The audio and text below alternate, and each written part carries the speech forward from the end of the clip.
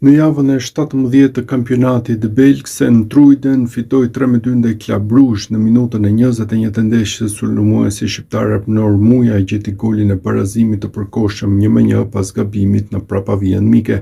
Ai festoi me shipoj ndaj tifozëve që gjendeshin në tribunën sipër të miqve, teksa aty shfaqej një flamur i madh i Serbisë.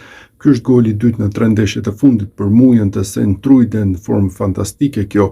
Gjatë merkatos së verës, 27 vjeçari u largua me formulë huazimi nga Superliga turke, konkretisht nga Samsunspori. Me kombëtaren Muja numëron 5 ndeshje, ndërsa precedenti i fundit i takon 17 nëntorit të vitit 2023 në ndeshjen Moldavi-Shqipëri e përfunduar në barazim 1-1.